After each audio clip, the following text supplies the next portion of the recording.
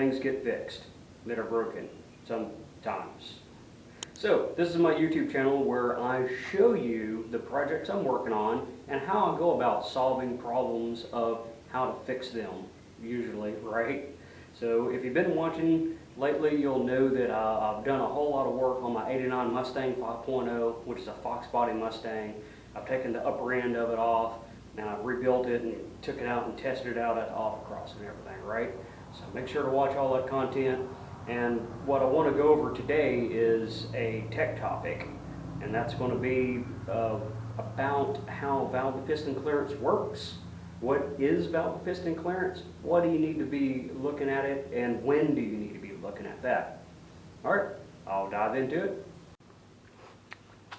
Okay, this engine, which if you've seen my Mountaineer Explorer engine teardown, the 5.0 teardown video, that I got this out of the junkyard. So I'm going to use this as an example since it's torn down. If you look at this is the piston. The head is off the engine. If you look right here, there's little grooves and slots in this piston. What these are, they are valve reliefs. So that's to say that the clearances in the engine is so tight that they have to relieve this so that when the piston is coming up and the valve is opening, that they don't hit. So that's what checking valve the piston's clearance is.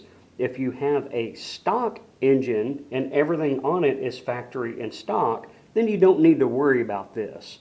But whenever you go and start modifying engines, changing cams, changing the head types, changing pistons, then you can get into issues to where this clearance here is not adequate. So the way I go about this is I like to put a piece of clay on top of the piston, and what that's going to do is it's good and thick, so when the valve comes down and hits it, then it'll leave an impression, and then I can come back and check the thickness of it, and that'll tell me how much clearance I have. So in order to do that, I'll put the clay on top of the piston, make sure the piston's clean, and then I'll put the cylinder head on the block here, and I'll just run a couple bolts down. And I like to just not use a gasket because that gives me a worst case scenario, because your gasket has a thickness and it'll actually raise it up and give you a little more clearance. So if you check it without a gasket, you know that if you have clearance, you're good.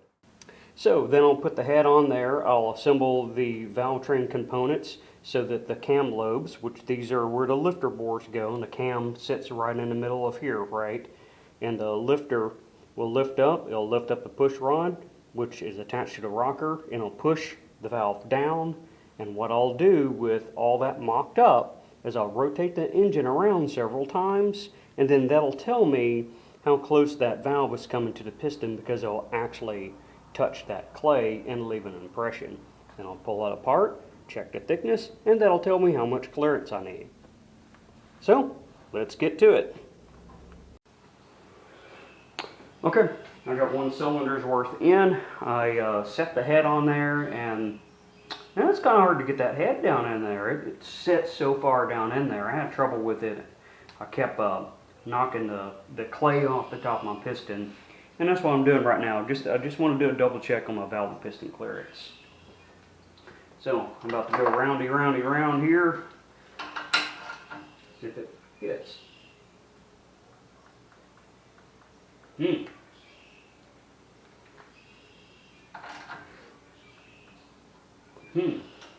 That's odd. It shouldn't be.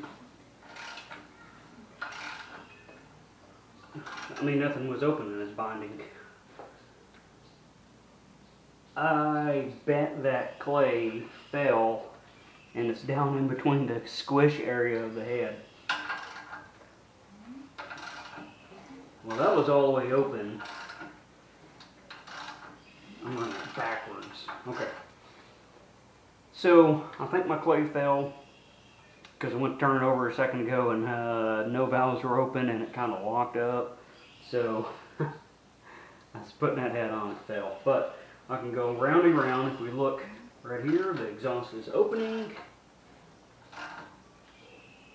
Now the intake is opening. All the way open. Alright. Well, it's stuck. right there. And the valve hit it. So now to peel it off and see how much clearance I got. Okay, check this out. See the little flattened out spot right there? It's going to put it on top of the piston, right? Slid it up. For some reason I'm not getting it good. There it is.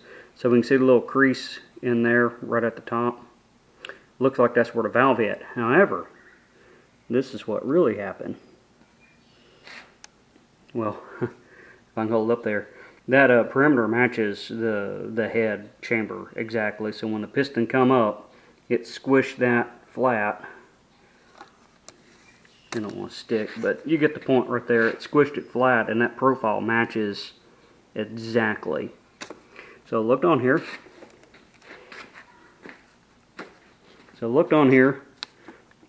And I guess I got grease on my screen or something. Oh, it's on my end, not yours.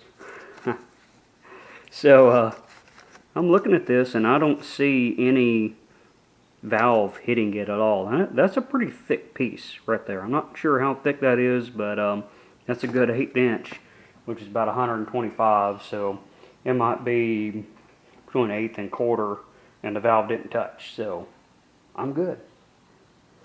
Extra good because I didn't use a head gasket. And that's the cam I put in there. There's a non-HO engine, 1.7 rockers with a Ford cam in it that's not the non-HO cam. So you get to find out what it is probably when I do the dyno, if everything goes well. Alright, so I've shown you how at least I check valve to piston clearance. And the reason you want to do that is to make sure that your valve is not hitting the piston, which could cause a catastrophic failure. When you would want to use that is when you've modified your engine, whether you've changed your cam or maybe even advanced your cam could affect that. When you change your cylinder heads, change your pistons, or basically rebuild your engine, this is a good check to do whenever you're rebuilding your engine. It's just part of a normal engine testing procedure that you should go about doing. Just like cleaning lifter bores out and making sure the hone's good and all those varying things, right? So, if you like what you see, make sure to hit that like, subscribe, make sure to share. That gets this content out there to other people, right? And don't be afraid to comment. So see you next time on Broken Tool Garage.